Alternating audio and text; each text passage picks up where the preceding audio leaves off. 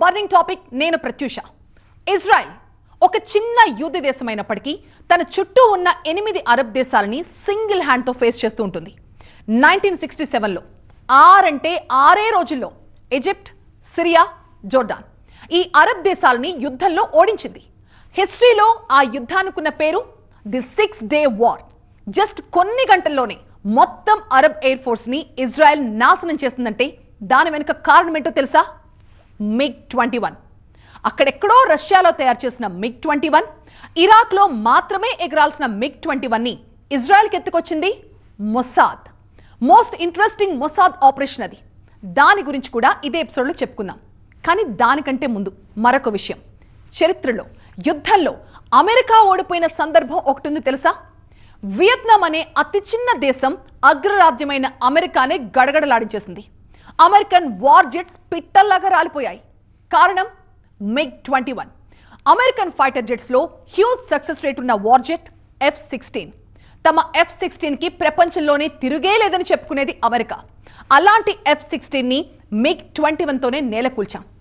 ఏ రకంగా చూసినా MiG-21 success rate super. కానీ ఇదే MiG-21కి ఇప్పుడు ఎగిరే శవపేటిగా అనే పేరు కూడా ఉంది. ఎంతో మంది పైలట్ల మరణానికి కారణమైంది. రంగ్ దే బసంతి మూవీకి మూలం ఈ MiG-21. 63 ఏళ్లు వీరోచిత సేవలందించిన MiG-21కి ఆ మరక ఎందుకు వచ్చింది? MiG-21కి భారత వాయుసేన వీడ్కోలు పలుకుతున్న వేళ కంప్లీట్ డీటెయిల్స్ ఇవాల్టి బర్నింగ్ టాపిక్ లో.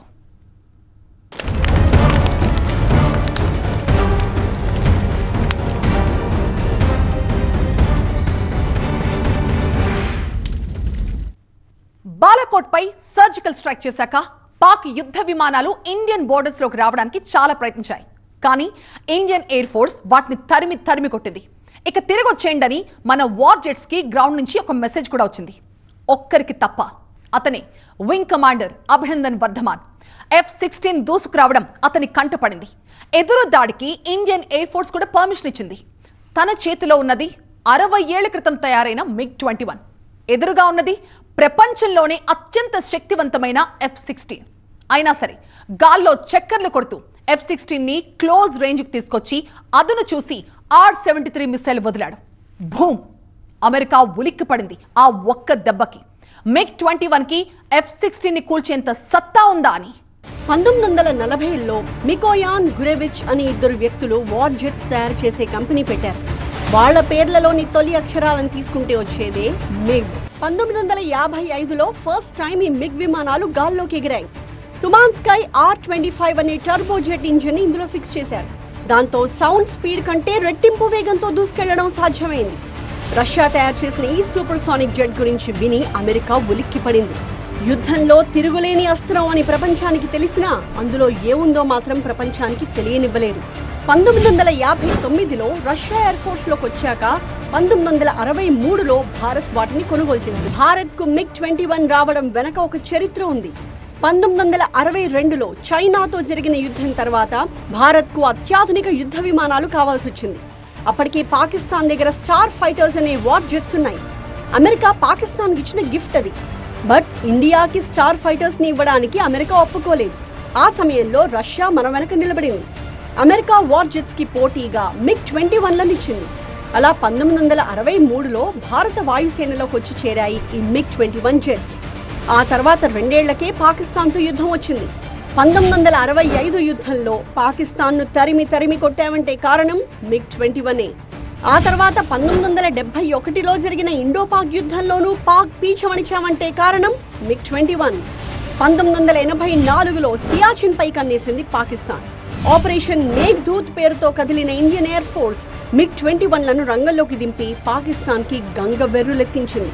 ఇక ఆపరేషన్ సఫేద్ సమయంలో కూడా మనకు మిరాజ్ 2000, MiG-29 వంటి అత్యాధునిక జెట్స్ ఉన్నప్పటికీ వాటితో పాటు హిమాలయ పర్వతాల్లోకి ప్రవేశించి పాక్ చొరబాటుదారులపై మిసైల్స్ వర్షం కురిపించింది MiG-21.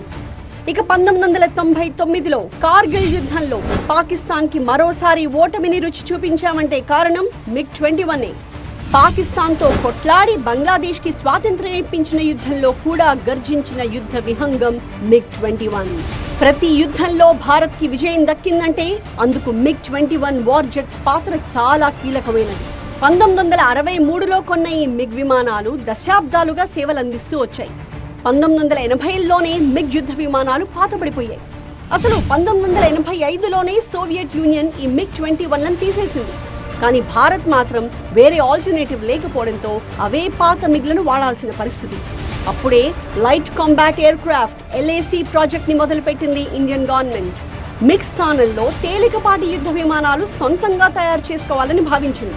కానీ అనుకున్నంత ఈజీ కాదుగా వాటిని తయారు చేయడం. కొన్నేళ్లు పడుతుందని ప్రభుత్వానికి కూడా తెలుసు. మరి అప్పటిదాకా భారత వాయుసేనని రక్షించేవేంటి?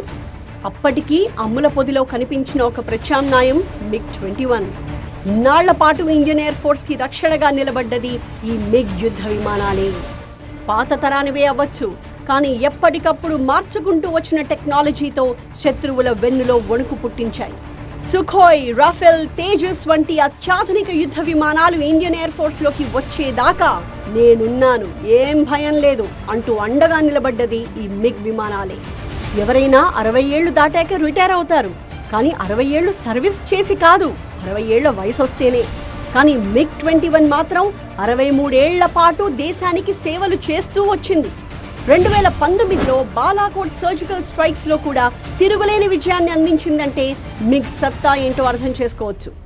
Retired wing commander Avinash MiG సత్తా ఏంటో ఈ మధ్య బయటపెట్టాడు. కాక్పిట్ లో కూర్చుని బెల్ట్ బిగిస్తే చాలు, ఎలాంటి కమాండ్ ఇచ్చినా క్షణాల్లో రియాక్ట్ అవుతుందని చెప్పుకొచ్చాడు. అనుకోని ప్రమాదాలు ఎదురైనా, ఎంతటి కల్లోల పరిస్థితుల్లోనైనా సురక్షితంగా గమ్యానికి చేరుస్తుందని చెబుతూ ఎంత పొగిడారో ఆయన. చిటికెలో టేకాఫ్ అయి క్షణాల్లో నేల కూడా కనిపించనంత ఎత్తుకి తీసుకెళ్లే ఒక సమ్మోహనాస్త్రం ఇది. ఒకరోజు ఇంజన్లో పక్షి చిక్కుకుపోయింది. సాధారణంగా మరొక యుద్ధ విమానం అయితే అది కూలిపోయేదేమో, కానీ మిగ్ మోడలే అద్భుతమైనది కావడంతో గాల్లోనే ఇంజన్ని రీస్టార్ట్ చేసి సేఫ్గా ల్యాండ్ చేశాడు పైలట్. మిగ్లో గంటకి 900 కిలోమీటర్ల వేగంతో దూసుకెళ్తూ కిందనున్న గోల్డెన్ టెంపుల్ని ఓసారి అలా చూశారంతే. క్షణాల్లోనే భూమికి 60 మీటర్ల ఎత్తుకు దిగిపోయింది మిగ్.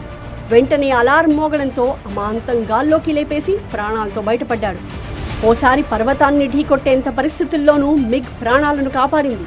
ఇలాంటి ఫీచర్స్ అన్నీ 1980 నాటికే మిగ్లోకి వచ్చి చేరాయి.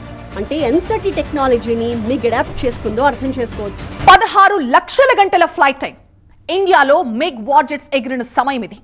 ఈ record never before never after. అందుకే ఇండియన్ ఎయిర్ ఫోర్స్ కి ఒక ముద్దు పేరు తగిలించారు, మిగ్ ఎయిర్ ఫోర్స్ అని. MiG 21, MiG 23, MiG 25, MiG 27, MiG 29 Indian Air force కి ఏకకాలంలో సేవలు అందించాయి. వీటిలో అత్యంత ప్రత్యేకమైనవి మిగ్ 21. కొత్త సవాళ్ళకి తగ్గట్టుగా మార్పులు చేసుకునే అద్భుతమైన సామర్థ్యం దీనిలో ఉంది. కానీ ఎంత గొప్పదైనా ఎప్పుడోకప్పుడు రిటైర్ అవ్వాల్సిందేగా. అందుకే సెప్టెంబర్ 26న రిటైర్మెంట్ డేట్ ని ఫిక్స్ చేశారు. 6 దశాబ్దాల సేవ, లెక్కలేనన్ని ధైర్య సాహసాల కథలు, ఒక దేశ ఆత్మ గౌరవాన్ని గగనతలంలో మోసిన యుద్ధ గుర్రం మిగ్ 21 జెట్స్ ని ఇలా కీర్తించింది ఇండియన్ ఎయిర్ ఫోర్స్. కేవలం పొగడటమే కాదు, అత్యంత గౌరవంతో సైనిక లాంఛనాలతో వాటికి రిటైర్మెంట్ పలికి దేశానికి చేసిన సేవలని ప్రజలకి మరొక్కసారి గుర్తు చేశారు. మొదటి మిగ్ 21 ని ల్యాండ్ చేసిన చండీగఢ్ ఎయిర్ ఫోర్స్ స్టేషన్ లోని వీటికి వీడ్కోలు పలికారు. మిగ్ 21 జెట్స్ కు ఎంతో మంది పైలట్లు ఎన్నో ముద్దు పేర్లు పెట్టుకున్నారు. అందులో ఒకటి ప్యాంథర్. నిజంగా అంతటి వేగమే దీనిది. డెల్టా వింగ్స్ తో నిర్మించిన మిగ్ 21 మాక్ 2 స్పీడ్ ని అందుకోగలదు. అంటే ధ్వని కంటే 2 రెట్లు ఎక్కువ వేగం. టర్బోజెట్ ఆఫ్టర్ బర్నర్ ఇంజిన్ తో తయారు చేసిన ఈ జెట్ ఫ్యూయల్ కెపాసిటీ 2350 కేజీలు.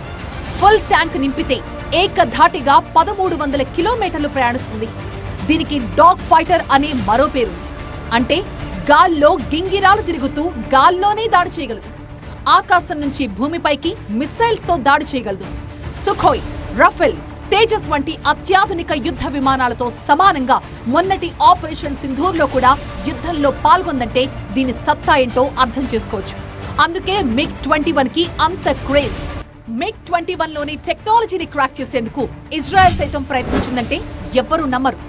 మొసాద్ గ్రేటెస్ట్ ఆపరేషన్స్ లో మిగ్ 21 ని దొంగిలించుకురావడం కూడా ఒకటి.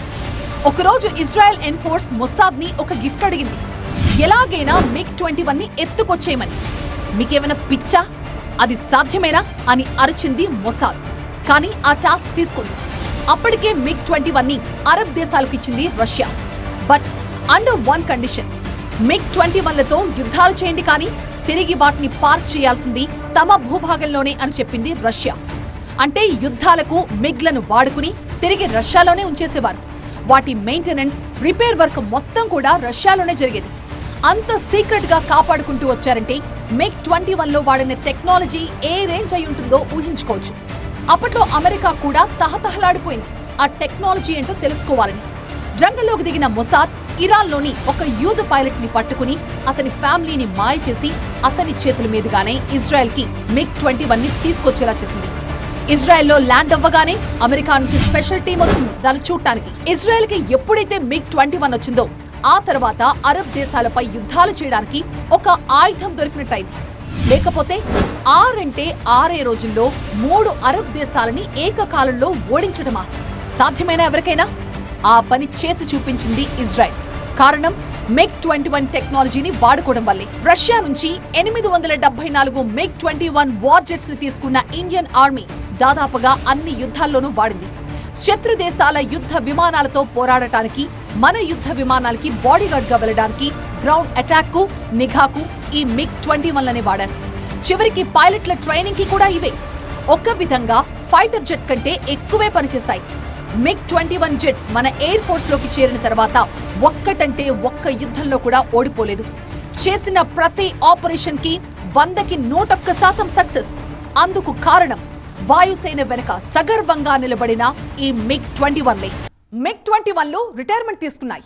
మరి వాటి స్థానాన్ని భర్తీ చేసే ఫైటర్ జెట్స్ ఏంటి? ఈ ప్రశ్నకి సమాధానం చాలా పెద్దది. ప్రస్తుతం ఇండియన్ ఎయిర్ ఫోర్స్ లో 32 స్క్వాడ్రన్స్ ఉన్నాయి.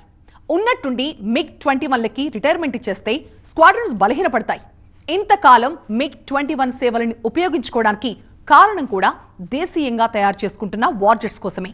అవి భారత అమ్ముల పొదలోకి వచ్చాయి కాబట్టే MiG-21లకి వీడ్కోలు పలికింది IAF.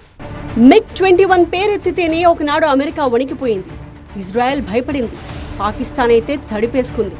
ప్రపంచంలో ఇప్పటికీ MiG యుద్ధ విమానాలు సేవలు అందిస్తూనే ఉన్నాయి. కానీ భారత్ నుంచి వీటిని తొలగించడానికి కారణం వీటిపై పడ్డ మరకలే.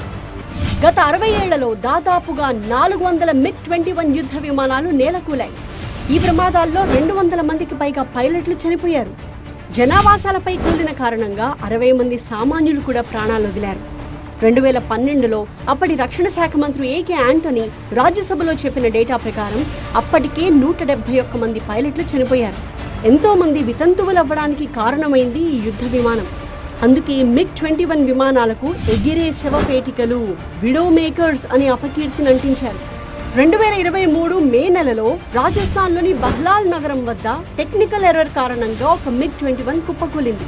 ఈ ప్రమాదంలో 3 గ్రామస్తులు చనిపోయారు. మిగ్ని ఎందుకు రీప్లేస్ చేయాలనుకుంటున్నారంటే సోవియట్ యూనియన్ పతనమైన తర్వాత మిగ్కి మెయింటెనెన్స్ ప్రాబ్లమ్స్ వచ్చినాయి.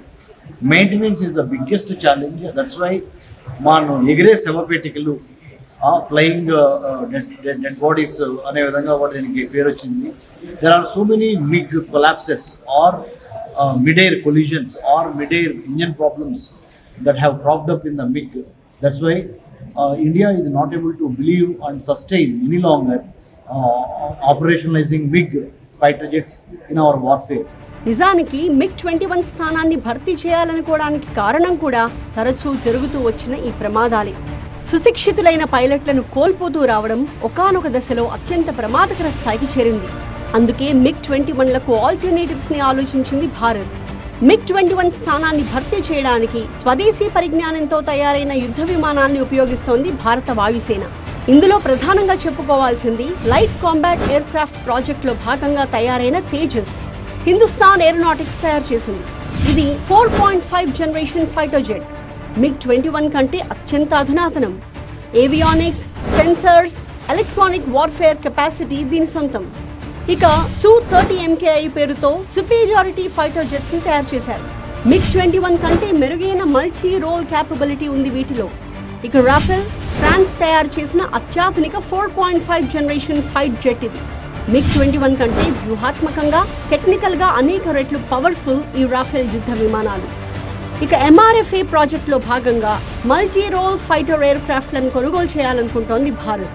F-15, F-18, రఫేల్, గ్రీపెన్ వంటి యుద్ధ విమానాలను ఇండియాకి అమ్మడానికి విదేశీ కంపెనీలు పోటీ పడుతున్నాయి.